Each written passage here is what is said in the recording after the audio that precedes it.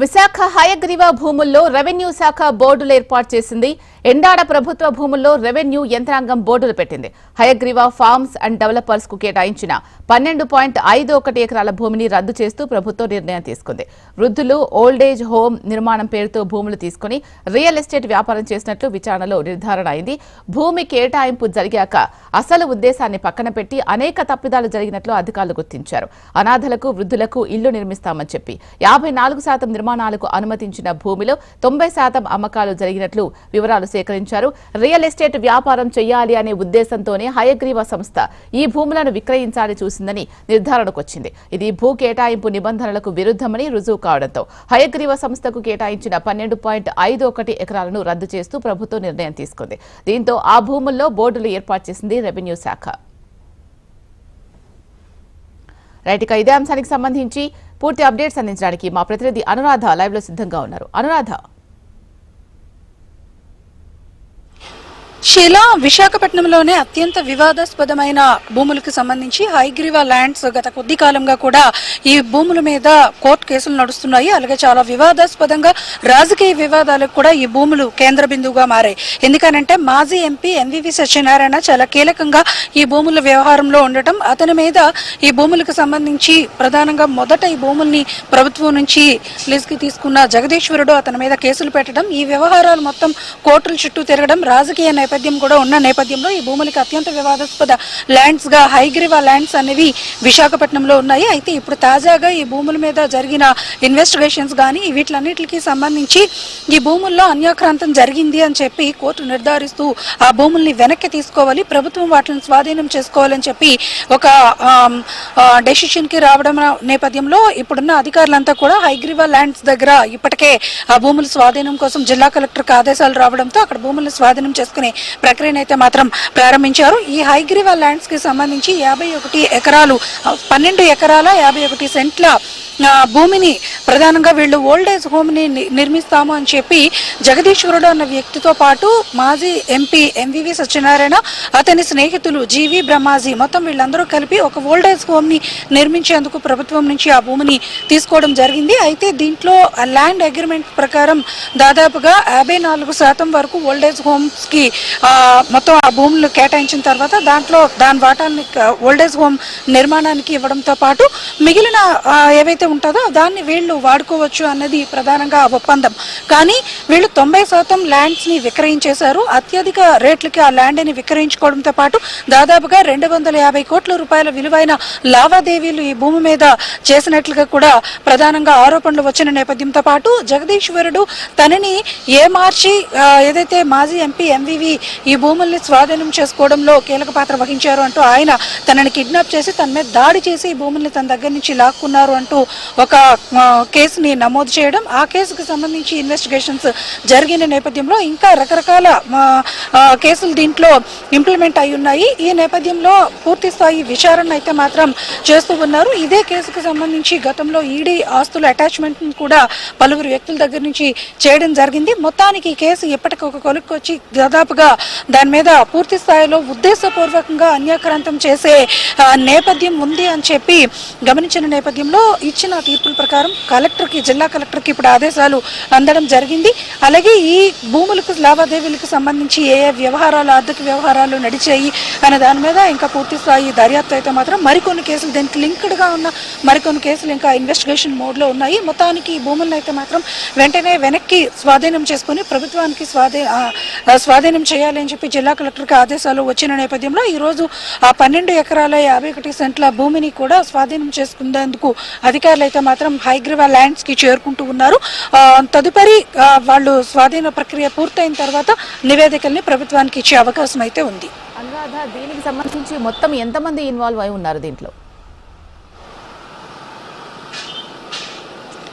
అంటే ఈ భూములు క్రయ విక్రయాలు జరిగిన నేపథ్యంలో దాదాపుగా 90% ల్యాండ్స్ ని వీళ్ళు ఆల్రెడీ విక్రయించారు కాబట్టి, అంటే వాటాలని విక్రయించారు కాబట్టి దాంట్లో ఇప్పుడు ప్రధానంగా 2 పార్టీస్ ని కూడా చూడాల్సి ఉంటుంది. ఎందుకంటే ముందు ఈ భూములకు సంబంధించి హక్కుదారుడుగా జగదీశ్వరుడు ఉన్నారు. అతను తన దగ్గర నుంచి మాజీ ఎంపీ ఎంవివితో పాటు అతని స్నేహితులైన బ్రహ్మాజీ, జీవి ఇట్లాగా మరికొంతమంది ఈ భూములను స్వాధీనం చేసుకుని ఆ డీల్స్ ని వేరే విధంగా వాళ్ళు గిఫ్ట్ డీడ్స్ కింద మార్చుకొని వాటిని మళ్ళీ తిరిగి విల్లాస్ గా నిర్మించి ఇతరులకు వాటిని సేల్ చేశారు. కాబట్టి ఇప్పుడు కొనుగోలుదారులు విక్టిమ్స్ గా మారుతారు ఈ ప్రక్రియ మొత్తంలో.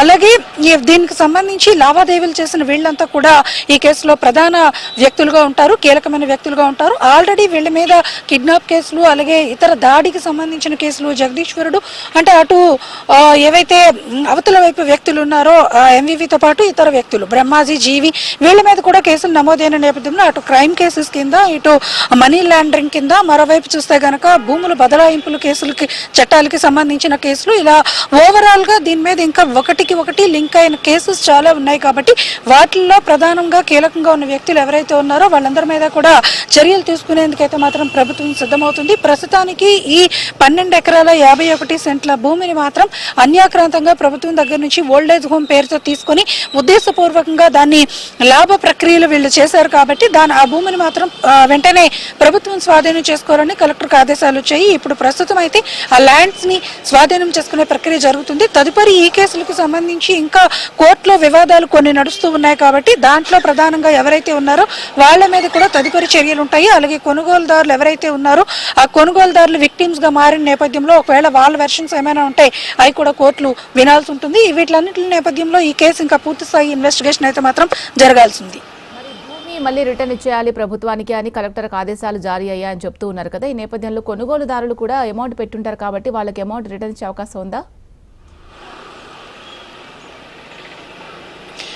ప్రస్తుతం ఈ వివాదం ఈ రోజుది కాదు, గత దశాబ్ద కాలం నుంచి కూడా ఈ వివాదం కోర్టులో నడుస్తుంది. అయితే వాళ్ళు కూడా కోర్టు కేసులు వేసి ఉన్నారు కాబట్టి ఈ ల్యాండ్ అయితే మాత్రం ఓల్డేజ్ హోమ్స్ నిర్మాణం కోసమనే తీసుకున్నారు. ఆ విధంగానే మొదట దాని ఒప్పందాలు అనేవి జరిగాయి. కానీ అది పూర్తిగా ఉద్దేశపూర్వకంగా వీళ్ళు రియల్ ఎస్టేట్ వ్యాపారం దాంట్లో చేశారు. కాబట్టి ఆ ప్రక్రియను అంతటినీ కూడా వెంటనే నిలుపుదల చేయాలని కోర్టులో వివాదాలు కూడా జరుగుతున్నాయి. ఆ నేపథ్యంలో జరిగిన వాదోపవాదాల మీదట ఈ నిర్ణయం అయితే మాత్రం తీసుకోవడం జరిగింది. ప్రభుత్వం స్వాధీనం చేసుకున్న తరువాత తదుపరి ఆ కేసుల్లో వచ్చే అంశాలను బట్టి తదుపరి నిర్ణయాలు ఏంటి అన్నది ఉండే అవకాశం ఉంటుంది.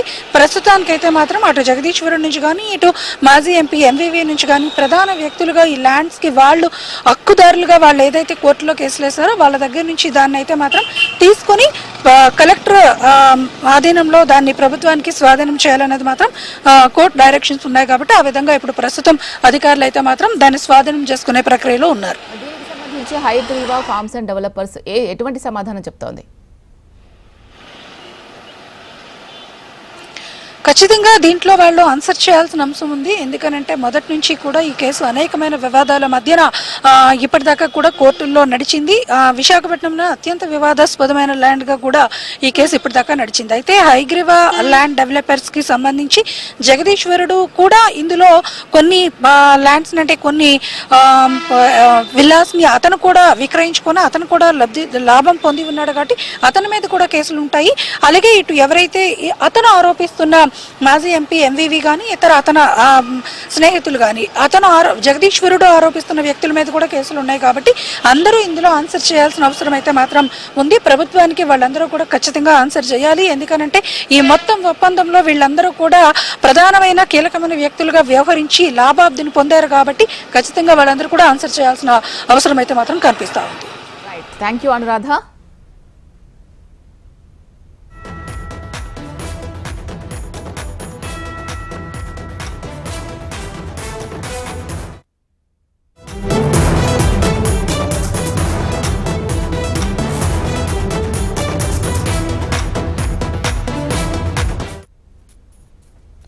దేశవ్యాప్తంగా శ్రీ చైతన్య కాలేజీలపై ఐటీ దాడులు రెండో రోజు కొనసాగుతున్నాయి. ఏపీ, తెలంగాణతో పాటు ఢిల్లీ, ముంబై, బెంగళూరు, చెన్నైలో తనిఖీలు నిర్వహిస్తున్నారు. ఏకకాలంలో 10 ప్రాంతాల్లో సోదాలు చేపట్టిన ఐటీ అధికారులు 5 కోట్ల నగదును స్వాధీనం చేసుకున్నారు. హైదరాబాద్ కేంద్రంగా శ్రీ చైతన్య విద్యాసంస్థల కార్యకలాపాలు నడుస్తూ ఉండగా మాదాపూర్లోని శ్రీ చైతన్య హెడ్ క్వార్టర్స్ లో ఐటీ తనిఖీలు కొనసాగుతున్నాయి. అడ్మిషన్లు, ట్యూషన్ ఫీజుల పేరుతో విద్యార్థుల నుంచి భారీగా డబ్బులు వసూలు చేసినట్టు తెలుస్తోంది. పెద్ద మొత్తంలో అక్రమ లావాదేవీలు నిర్వహిస్తున్నట్లు ఐటీ అధికారులు గుర్తించారు. విద్యార్థుల నుంచి డబ్బులు తీసుకుని ట్యాక్స్ చెల్లించకుండా యాజమాన్యం ఎగవేసినట్లు సమాచారం. ఫీజుల లావాదేవీలకు ప్రత్యేక సాఫ్ట్వేర్ను తయారు చేసుకున్న యాజమాన్యం ప్రభుత్వానికి కట్టే ట్యాక్స్ కు సంబంధించి మరొక సాఫ్ట్వేర్ను రూపొందించుకుంది.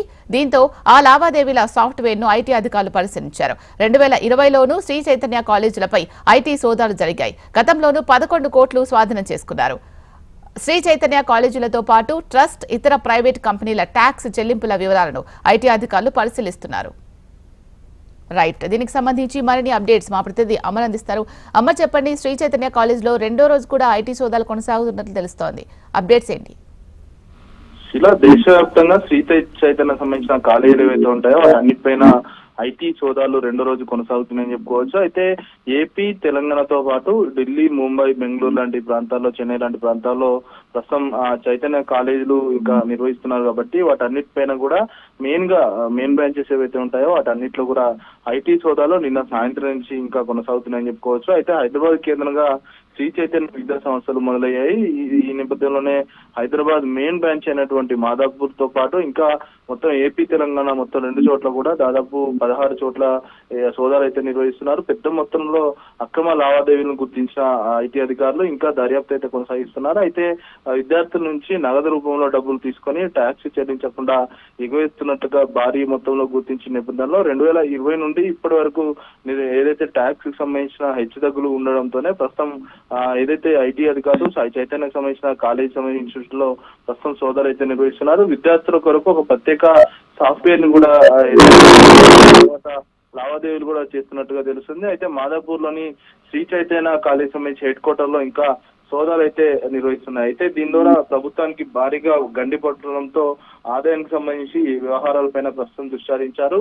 అయితే ఏపీ, తెలంగాణతో పాటు మొత్తం ఏదైతే మొత్తం 16 ప్రాంతాల్లో సోదాలు నిర్వహిస్తున్న క్రమంలో మొత్తం 5 కోట్ల రూపాయల నగదును కూడా ఐటీ అధికారులు స్వాధీనం చేసుకున్నట్టుగా తెలుస్తుంది. అడ్మిషన్, ట్యూషన్ ఫీజుల పేరుతో భారీగా డబ్బులు వసూలు చేసినట్టుగా తెలుస్తుంది. అయితే వీళ్ళు ఏదైతే ఐటీ సంబంధించి హెచ్చుతగ్గులు గుర్తించిన నేపథ్యంలోనే బ్యాలెన్స్ షీట్లు కావచ్చు, మిగతా అంశాలకు సంబంధించి ప్రస్తుతం సోదాలు ఏదైతే నిర్వహిస్తున్నారో అయితే మొత్తం 5 సంవత్సరాల్లో ఐటీ బ్యాలెన్స్ షీట్ సంబంధించి హెచ్చుతగ్గులను గుర్తించడంతో పాటు ఏదైతే కాలేజీలు నిర్మించడం, కాలేజీలు ఏర్పాటు చేసుకోవడం, ఆ తర్వాత విద్యార్థుల నుంచి డబ్బులు వసూలు చేయడం, వీటన్నిటికి సంబంధించి ప్రస్తుతం ఆరా తీస్తున్నారు. అయితే మొదటగా అంటే శ్రీ చైతన్య సంబంధించిన కాలేజీలు ఏవైతే ఉంటాయో ట్రస్ట్, ఇతర ప్రైవేట్ కంపెనీల ట్యాక్స్ చెల్లింపులను ఇప్పటికే ఐటీ అధికారులు వెరిఫై చేస్తున్నారు. అయితే మాదాపూర్ హెడ్ ఆఫీస్ కేంద్రంగా నడుస్తుంది కాబట్టి ప్రస్తుతం మాదాపూర్ లోని శ్రీ చైతన్య కాలేజీలో ప్రస్తుతం ఇంకా సోదా అయితే కొనసాగుతున్నాయి. కీలకమైన పత్రాలను ఇటు ఐటీకి సంబంధించిన సాఫ్ట్వేర్, ఏదైతే అకౌంటింగ్ సంబంధించిన మనీ ట్రాన్సాక్షన్ సాఫ్ట్వేర్ సంబంధించిన వాటన్నిటి కూడా గుర్తించిన నేపథ్యంలో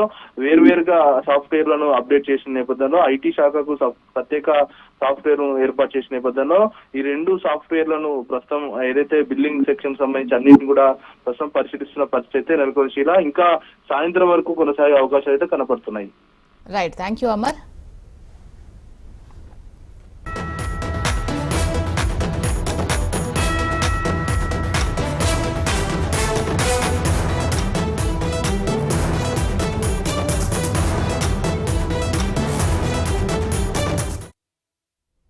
నాగర్ కర్నూలు జిల్లా దోమలపేంట ఎస్ఎల్బీసీ టన్నెల్ దగ్గర రెస్క్యూ ఆపరేషన్ కొనసాగుతోంది. 17వ రోజు సహాయక చర్యలు ముమ్మరంగా జరుగుతున్నాయి. ఎస్ఎల్బీసీ టన్నెల్లో చిక్కుకున్న వారి ఆనవాళ్లను గుర్తించేందుకు నిర్విరామంగా సహాయక బృందాలు శ్రమిస్తున్నాయి. ప్రతిరోజు 4 షిఫ్టులుగా 12 ఏజెన్సీ సిబ్బంది సహాయక చర్యల్లో పాల్గొంటున్నారు. కార్మికుల ఆనవాళ్లు దొరకొచ్చని భావిస్తున్న ప్రాంతాలను D1, D2లుగా నిర్ధారించిన నిపుణులు D1 ప్రాంతం మాత్రం అత్యంత డేంజర్ జోన్గా సూచించారు. ఎస్ఎల్బీసీ టన్నెల్ నుంచి ఇప్పటికే ఒక మృతదేహం వెలికితీశారు. మరో 7 కోసం రెస్క్యూ ఆపరేషన్ కొనసాగుతోంది. టన్నెల్ లోపలికి అన్వీ రోబో బృందంతో పాటు 110 మంది సహాయక బృందం సభ్యులు లోకో ట్రైన్లో లోపలికి వెళ్లారు. ఎండ్ పాయింట్ డేంజర్ జోన్లో మరో స్పాట్ను గుర్తించిన టీమ్స్ మినీ జేసీబీలతో శిథిలాలు తొలగిస్తున్నారు. రైట్, ఈ రోజు సహాయ చర్యలు ఎలా కొనసాగుతున్నాయి? పూర్తి సమాచారం మా ప్రతినిధి నరేంద్రచారి అందిస్తారు. నరేంద్రచారి, ఇలా ఎస్ఎల్బీసీ వద్ద 18వ రోజు కూడా ఈ సర్చింగ్ కొనసాగుతూ ఉంది. రెస్క్యూ బృందాలు కూడా ఇప్పటికే ఈ సర్చింగ్ లో కొనసాగుతూ పరిశీలించి 12 ఏజెన్సీలతో కూడా ఇప్పటికే సహాయ చర్యలు ముమ్మరంగా కొనసాగిస్తున్న పరిస్థితి కనిపిస్తుంది. ఈ రోజు ఉదయం కూడా ఎస్ఎల్బీసీకి సంబంధించినటువంటి అది చిక్కుకున్న మిగతా 7 మంది కోసం కూడా గాలింపు చర్యలు ముమ్మరంగా కొనసాగుతున్న పరిస్థితి కనిపిస్తుంది. గల్లంతైన 7 మంది కోసం ఉదయం అన్ని రోబోస్ సంబంధించిన బృందం కూడా ఈ రోబోలతో కూడా లోపల వెళ్ళడం పరిస్థితి కనిపిస్తుంది. 110 మంది ఎస్ఎల్బిసి టన్నల్లోకి సహాయ చర్యలు చేపట్టేందుకు ఈరోజు ఉదయం లోకో ట్రైన్ ద్వారా సొరంగ మార్గంలోకి వెళ్లిన పరిస్థితి కనిపిస్తుంది. దాదాపు ఈ బృందాలు సాయంత్రం 5:05 ప్రాంతంలో తిరిగి రానున్నాయి. దీనికి సంబంధించి కూడా ఏవైతే నిన్న ఈ కేరళకు సంబంధించినటువంటి కేడవారు డాగ్స్ ఏవైతే గుర్తించాయో ఆ ప్రాంతాల్లో 3 ప్రాంతాలను గుర్తించడం జరిగింది. ఆ 3 ప్రాంతాల్లో ఇప్పటికే ఒక ప్రాంతంలో కూడా మృతదేహం అదే తవ్వకాలు చేపడితే ఒక మృతదేహం బయటకు రావడం జరిగింది. ఆ మృతదేహాన్ని కూడా వారి బంధువులకు అప్పగించిన పరిస్థితి కనిపిస్తుంది. మిగతా 2 ప్రాంతాలు ఏవైతే గుర్తించిందో అదే ప్రాంతంలో కూడా ఇప్పుడు ఈ రోబోల సహాయంతో కూడా ఇప్పటికే అక్కడ తవ్వకాలు చేపట్టిన పరిస్థితి కనిపిస్తుంది. ఇక మిగతా 12 రెస్క్యూ బృందాలు ఎన్డీఆర్ఎఫ్, ఎస్డీఆర్ఎఫ్ తో పాటు అలాగే సింగరేణి బృందాలు కూడా ఇప్పటికే ఆ మిగతా 2 ప్రాంతాల్లో కూడా తవ్వకాలు కొనసాగిస్తున్నాయి. ఈ రోజు మధ్యాహ్నం లేక సాయంత్రం వరకు కూడా మిగతా 2 డెడ్ బాడీలు కూడా దొరికే అవకాశాలు కనిపిస్తున్నట్టుగా సమాచారం అందుతుంది. అయితే మరో పక్క చూసుకుంటే టీబీఎన్ మిషన్ కటింగ్ కూడా యథావిధిగా కొనసాగుతుంది. గ్యాస్ కట్టడంతో రైల్వే సిబ్బందితో పాటు మిగతా సింగరేణి బృందాలు కూడా ఈ టీబీఎన్ మిషన్ కూడా కట్ చేస్తున్న పరిస్థితి కనిపిస్తుంది. అంటే మిగతా 5 మంది గురించి అంటే 3 ప్రాంతాల్లో గుర్తించడం జరిగింది. ఒక డెడ్ బాడీ ఇప్పటికే లభించిన పరిస్థితి ఉంది. మిగతా 7 మృతదేహాలు కూడా అంటే మిగతా 7 కూడా ఆర్చి కూడా లభించేందుకోసం ఆదేశాలు కూడా రెస్క్యూ బృందాలు తీవ్రంగా కృషి చేస్తున్న పరిస్థితి కనిపిస్తుంది. అయితే ఇందులో 2 ప్రాంతాల్లో అయితే ఇప్పటికే తవ్వకాలు కొనసాగిస్తున్నారు. మిగతా 5 మందికి సంబంధించి అంటే మిగతా 5 ప్రాంతాల్లో కూడా ఇవి అందరూ కూడా టీబీఎన్ మిషన్ వెనుక భాగాల్లో ఉండొచ్చు అన్న కోణంలో కూడా ఉన్నారు. అయితే ఈ 2 రిస్క్ ప్రాంతాలను కూడా గుర్తించడం D1, D2 గా గుర్తించడం జరిగింది. D1 లో మాత్రం అత్యంత డేంజర్ జోన్ గా గుర్తించడం జరిగింది. ప్రస్తుతానికైతే D2 లో సహాయక చర్యలు కొనసాగుతున్నాయి. D1 లో మాత్రం లోపలికి వెళ్ళాలంటే కూడా అతి భయంకరమైన పరిస్థితి ఉంది. ఎందుకంటే పైనుంచి మరింత పెచ్చులు ఊడిపోయే అవకాశాలు ఉన్న నేపథ్యంలో కూడా అది రిస్క్ తో కూడిన నేపథ్యం కాబట్టి రోబోలను కూడా వినియోగించే పరిస్థితి ఉంది. ఇప్పుడు 2 రోబోలు అయితే రావడం జరిగింది. ఆ రోబోలు ఎంతవరకు పనిచేస్తాయి అనేది కూడా లోపలికి వెళ్లి సమాచారం సేకరించేది కూడా రోబోలు ఈ రోజు వినియోగిస్తున్న పరిస్థితి కనిపిస్తుంది. 110 మందితో పాటు ఈ రోబో బృందం కూడా అన్ని బృందం కూడా లోపలికి వెళ్లిన పరిస్థితి కనిపిస్తుంది. సాయంత్రం 5 గంటలకు కూడా ఏదో ఒక రిజల్ట్ వచ్చే అవకాశం కనిపిస్తుంది. మొత్తంగా ఈ 2 ప్రాంతాలు అంటే 3 ప్రాంతాలు గుర్తించిన ఒక ప్రాంతంలో ఇప్పటికే ఒక మృతదేహం వెలికి తీయడం జరిగింది. మిగతా 2 ప్రాంతాల్లో కూడా ఈ రోజు రిజల్ట్ వచ్చే అవకాశాలు కనిపిస్తున్నాయి. Thank you Narendrachari.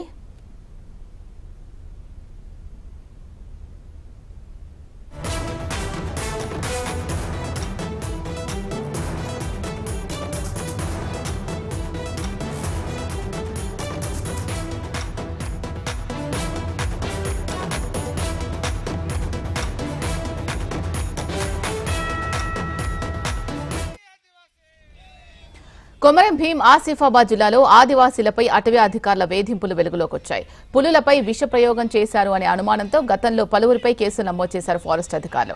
వాంకిడి మండలం రింగరేటుకు చెందిన ఆదివాసీలపై కేసు నమోదు కాగా అప్పటి నుంచి తమను వేధిస్తున్నారని ఆదివాసులు ఆవేదన వ్యక్తం చేస్తున్నారు. అడవిలో చెట్లు నరికారు అన్న అనుమానంతో 2 వ్యక్తులను అరెస్ట్ చేశారని, రాము, జంగును తక్షణమే విడుదల చేయాలని ఆదివాసులు డిమాండ్ చేస్తున్నారు. అక్రమంగా తమ వారిని ఫారెస్ట్ అధికారులు అరెస్టు చేసిన దానిపై చర్యలు తీసుకోవాలని కోరుతున్నారు. ఇప్పటికైనా ఉన్నతాధికారులు స్పందించి తమపై అధికారుల వేధింపులను అరికట్టాలని వేడుకుంటున్నారు. గత 8 రోజుల క్రితం కోవా రాము మరియు కోవా జంగు అనే గ్రామ పెద్దలను అక్రమంగా ఫారెస్ట్ అధికారులు వారిని అరెస్ట్ చేసిన సంఘటనని మేము ఆదివాసీ హక్కుల పోరాట సమితి తుడుందెబ్బ మరియు రాయ్ సెంటర్ గోండన పంచాయతీ రాయ్ సెంటర్ మేము తీవ్రంగా ఖండిస్తున్నాం. ఎందుకంటే గత 2 రోజుల క్రితం అనగా నిన్న కూడా తుడుందెబ్బ మండల కమిటీ వారిని అక్కడ పంపించడం జరిగింది. అక్కడ జరిగిన సంఘటన కేవలం అక్కడ ఉన్నటువంటి ఏవైతే పొదలు ఉన్నాయో గత కొన్ని రోజుల క్రితం మేకలు మరియు గొర్రెల కాపర్లు వారిని నరికేస్తే కేవలం వాటిని ఆదివాసులు ఎవరైతే కుమరం జంగు కావచ్చు, కుమరం లింగు కావచ్చు, వీళ్ళు అడవి నరికేసీలను అక్రమంగా నరికేసీలని కేవలం అనుమానంతో మాత్రమే వీళ్ళను డిఎఫ్ఓ దగ్గర తీసుకెళ్లి మిమ్మల్ని కేవలం మళ్ళీ తీసుకొస్తామని చెప్పడం జరిగింది. కానీ ఎవరైతే మా అమాయకమైన ఆదివాసులు ఉన్నారో వారిని అమాయకమైన మాటలు చెప్పి వారికి 15 రోజుల కస్టడీ మరియు 15 రోజుల రిమాండ్ పంపించడం జరిగింది. ఈ సంఘటన మేము ఆదివాసీ హక్కుల పోరాట సమితి తుడుందెబ్బ తీవ్రంగా ఖండిస్తున్నాం. ఇది కేవలం ఈ అటవీ అధికారుల నిర్లక్ష్య ధోరణి మాత్రమే మా ఆదివాసులపై అఘాయిత్యాలు చేయడం జరుగుతుంది. నేను నిన్న నిర్ధారణ చేసినటువంటి తుడుందెబ్బ ఆధారంగా చూస్తే నిన్న అక్కడ ఏం జరగలేదు అనే ఒకటి నిర్ధారణ వచ్చింది. ఎవరో ఇప్పుడు మేకల వాళ్ళు అది పొదలు కొడితే ఆ పొదలను ఆసరా చేసి అక్కడ ఉన్న వాళ్ళ ఈ ఎవరైతే కొలంస్ ఉన్నారో కొలంస్ కోవ రాము కోవ జంగు అనే వాళ్ళను ఒక మాట మాట్లాడదాం, అక్కడ పోయి కలిసి రావడమే, అంతే తప్ప మీకు ఏం చేసేది లేదని మాయ మాటలు చెప్పి ఫారెస్ట్లో తీసుకుపోయి ఫారెస్ట్ ఆఫీస్లో తీసుకుపోయి వాళ్ళను మచ్చిక చేసి వాళ్ళ మీద కేసులు పెట్టించి రిమాండ్కు తరలించడం జరిగింది. అది ఎంతవరకు సంబంధం కాదు, అది పద్ధతి కాదు. కానీ ఏదైతే ఈ రోజు అడవులు నేటి వరకు అంతా ఉన్నాయంటే అది ఆదివాసుల తరఫునే ఉన్నాయి. కానీ ఎవరో స్మగ్లర్స్ వాళ్ళని విడిచిపెట్టి ఒక ఆదివాసులను టార్గెట్ చేసుకుని ఆదివాసులను వాళ్ళని కేసు పెట్టి జైలుకు పంపడానికి ఒక పద్ధతి కాదు. అది ఏ మాత్రం కూడా సబబు కాదు. మేము ఎన్నోసార్లు డిఎఫ్తో కూడా మాట్లాడడం జరిగింది, ఎన్నో విధాలుగా మేము మాట్లాడినాం, దానికి అనుకూలంగానే మాట్లాడి, కానీ ఇట్లా చేస్తారనేది ఒకటి తెలియదు. నమ్మించి మోసం చేసి వీళ్ళని తీసుకుపోవడం అనేది అది పద్ధతి కాదు. మేము ఎంతవరకైనా కూడా న్యాయ పోరాటం చేస్తాం. మళ్ళీ జిల్లా కలెక్టర్ కూడా మేము మెమోరాండం ఇస్తాం. ఇది పద్ధతి కాదు. మీరు ఏదైనా కూడా గవర్నమెంట్ మాకు అన్ని విధాలుగా సహాయ శక్తులు ఉండి మమ్మల్ని ఆదుకోవాలి తప్ప నేను మిస్గైడ్ చేసి మనం తీసుకుపోవడం అనేది ఒక పద్ధతి కాదని నేను రాజసంట పరంగా తీవ్రంగా ఖండిస్తున్నా. కొమరం భీం ఆసిఫాబాద్ జిల్లాలో ఆదివాసీలపై అటవీ అధికారుల వేధింపులు వెలుగులోకి వచ్చాయి. పులులపై విష ప్రయోగం చేశారు అనే అనుమానంతో గతంలో పలువురిపై కేసులు నమోదు చేశారు ఫారెస్ట్ అధికారులు. వాంకిడి మండలం రింగారెడ్డికు చెందిన ఆదివాసీలపై కేసులు నమోదు కాగా అప్పటి నుంచి తమను వేధిస్తున్నారని ఆదివాసులు ఆవేదన వ్యక్తం చేస్తున్నారు. ఏం జరిగిందో పూర్తి సమాచారం మా ప్రతినిధి గోపాలకృష్ణ అడిగి తెలుసుకుందాం. గోపాలకృష్ణ, ఆదివాసీ నాయకులు మాత్రం అనుమానంతోనే అరెస్ట్ చేశారు, మాకు సంబంధం లేని దాంట్లో కేసులు పెట్టి మమ్మల్ని వేధిస్తున్నారు అని చెప్తున్నారు. వాస్తవాలేంటి? 45 సంవత్సరాల క్రితం అడవిలో ఏర్పాటైన ఈ గ్రామం రింగారెడ్డి అనే గ్రామంలో అప్పటి నుంచి కూడా మమ్మల్ని వేధిస్తూనే ఉన్నారు.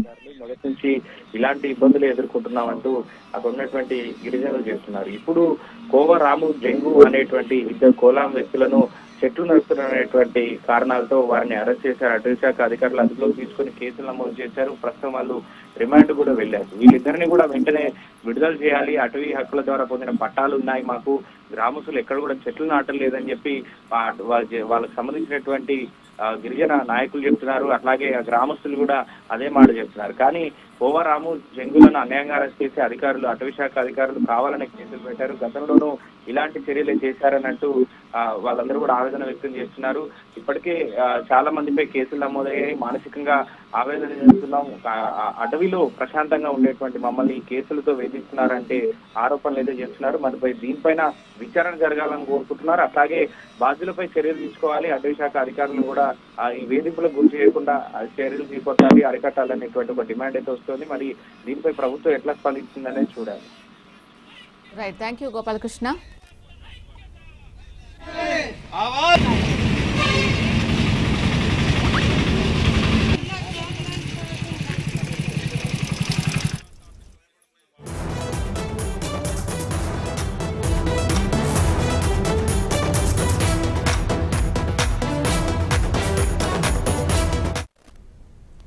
తిరుపతిలోని మినర్వా గ్రాండ్ హోటల్లో 314 రూమ్లో ఒక్కసారిగా పెచ్చులు ఊడాయి. అప్రమత్తమైన రూమ్లో ఉన్న భక్తులు ఒక్కసారిగా బయటకు పరుగులు తీశారు. హోటల్ యాజమాన్యం పోలీసులకు సమాచారం ఇవ్వడంతో హుటాహుటిన సంఘటనా స్థలానికి పోలీసులు చేరుకున్నారు. మిగతా రూమ్స్లోని వారందరినీ కూడా బయటకు పంపించేశారు. ప్రమాదం జరిగిన హోటల్ వద్ద నుంచి మరింత సమాచారాన్ని మా ప్రతినిధి జేజీ రామ్ అందిస్తారు.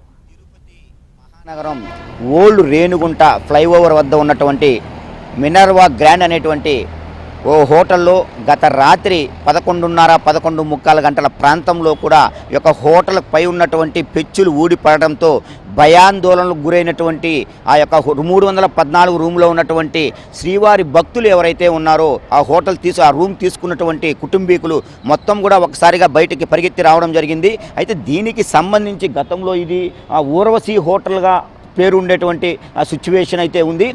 ఈ మొత్తం కూడా 3 ఫ్లోర్లు ఉన్నాయి, 69 రూములు కూడా ఉంటాయి టోటల్గా. అంటే ఈ యొక్క నిన్నటి దినం మనం చూసుకున్నట్టయితే 65 రూములు పూర్తిగా కూడా బుక్ అయినటువంటి సిచ్యువేషన్ ఉంది.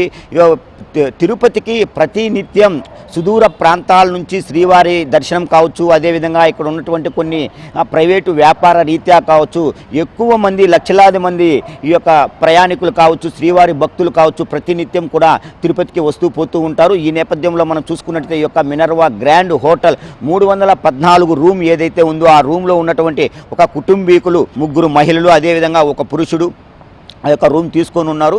ఆ యొక్క రూమ్ పెచ్చులు ఊడి పడటంతో కూడా అక్కడి నుంచి పూర్తిగా భయాందోళనకు గురైనటువంటి వారందరూ కూడా పరుగులు తీయడం జరిగింది. దీన్ని గుర్తించినటువంటి హోటల్ యాజమాన్యం సంబంధించినటువంటి పోలీస్ స్టేషన్కి ఆ యొక్క సమాచారాన్ని ఇవ్వడంతో కూడా హుటాహుటిన పోలీసులందరూ కూడా ఇక్కడికి చేరుకున్నారు. చేరుకొని హోటల్లో ఉన్నటువంటి ప్రతి ఒక్కరిని కూడా బయటికి పంపించేటువంటి ఏర్పాట్లు అయితే చేశారు. ఇవాళ ఉదయం మనం చూసుకున్నట్లయితే ఈ యొక్క మున్సిపల్ ఆఫీస్కి సంబంధించినటువంటి సిబ్బంది ఎవరైతే ఉంటారో వాళ్ళందరినీ కూడా పిలిపించి ఈ యొక్క రూమ్ యొక్క సిచ్యువేషన్ ఏంది, బిల్డింగ్ ఎన్ని ఏళ్ళ క్రితం ఈ యొక్క నిర్మితమైంది, ఇంకా దీని యొక్క కాల వ్యవధి ఎన్ని ఏళ్ళు ఉంటుంది అనేటువంటిది పూర్తిగా సమాచారం తీసుకున్న తర్వాత మున్సిపల్ కార్పొరేషన్కి సంబంధించినటువంటి ఇంజనీరింగ్ విభాగం ఏదైతే ఉందో పూర్తిగా పరిశీలించిన తర్వాతనే ఈ హోటల్లోకి ప్రతి ఒక్కరిని అంటే తిరిగి యొక్క రూములు ఇచ్చేటువంటి పునరుద్ధరణ జరిగేటువంటి సిచ్యువేషన్ అయితే ఉంది. అంటే జరిగినటువంటి యొక్క అనర్థం ఏదైతే ఉందో దీనికి సంబంధించి ఎవరికి ఎటువంటి ఇబ్బందులు అయితే కూడా తలెత్తలేదు. 314లో ఉన్నటువంటి యొక్క రూమ్ పై పెచ్చులు ఊడి కింద పడటంతో కూడా ఆ రూమ్లో ఉన్నటువంటి ఆ యొక్క మహిళలు కావచ్చు, పురుషులు కావచ్చు, ప్రతి ఒక్కరూ కూడా బయటికి పరుగులు తీసినటువంటి సిచ్యువేషన్ అయితే ఉంది. అంటే ఇక్కడ జరిగినటువంటి ఈ యొక్క దృశ్యం ఏదైతే ఉందో అప్పటి నుంచి కూడా లోపలికి ఎవరిని సంఘటన జరిగిన తర్వాత ఎవరిని కూడా పోలీసులు పూర్తిగా కూడా లోపలికి అనుమతిని నిరాకరించారు. ఎవరిని కూడా లోపలికి పంపించలేనటువంటి సిచ్యువేషన్ ఇప్పుడు మనం చూస్తూ ఉన్నాం. ఉదయం దాదాపు 6:50 గంటలు కూడా సమయం గడుస్తుంది. ఇప్పటి వరకు కూడా ఎవరిని లోనికైతే అలో చేయలేదు. 65 రూములకు సంబంధించి ఎవరైతే ఉన్నారో లోపల వాళ్ళందరినీ కూడా పూర్తి స్థాయిలో బయటికి పంపించడం జరిగింది. దగ్గర ఉండి వాళ్ళ యొక్క లగేజ్, వాళ్ళ యొక్క వస్తువులు ఏవైతే ఉన్నాయో పూర్తిగా కూడా వాళ్ళందరికీ హ్యాండ్ ఓవర్ చేసేటువంటి సిచ్యువేషన్ అయితే ఉంది. అంటే మొత్తం మీద మరికొద్ది సేపట్లో ఇటు పోలీసులు కావచ్చు, మున్సిపల్కి సంబంధించినటువంటి కార్పొరేషన్ ఇంజనీరింగ్ విభాగాధిపతులు మొత్తం కూడా ఇక్కడ వచ్చి బిల్డింగ్ యొక్క సిచ్యువేషన్ తన జీవిత కాలం ఎంత ఉంది, గతంలో ఎప్పుడు దీన్ని నిర్మితం చేశారు, ఇంకా ఎంతటి కాలం వరకు కూడా ఈ యొక్క బిల్డింగ్లో మనం ఉండవచ్చు, నివాసం ఉండవచ్చు అనేటువంటి పూర్తి నిర్ధారణ అయిన తర్వాతనే ప్రతి ఒక్కరికి లోనికి పంపించేటువంటి సిచ్యువేషన్ అయితే ఉంది. కెమెరామెన్ సుబ్బుతో జేజీరామ్, హెచ్ఎం టీవీ, తిరుపతి. నాగర్ కర్నూలు జిల్లా కొల్లాపూర్ మండలం నల్లమల్ల అడవిలో జూలుపెంట, చిలకలగుండ, పెగ్గర్లపెంట ప్రాంతంలో గత వారం రోజులుగా తరచుగా మంటలు చెలరేగుతున్నాయి. మంటల అదుపులోకి తీసుకురావడానికి అటవీశాఖ అధికారులు, సిబ్బంది తీవ్రంగా శ్రమిస్తున్నారు. మంటలు చెలరేగడానికి గల కారణాలపై దర్యాప్తు చేస్తున్నట్లు అధికారులు తెలిపారు. ప్రజలు ఎవరూ అడవిలోకి ప్రవేశించరాదని, గొర్రెల కాపరులు కూడా మండే స్వభావం కలిగి ఉన్న వస్తువులు అడవిలోకి తీసుకువెళ్లవద్దని అటవీశాఖ అధికారులు సూచించారు.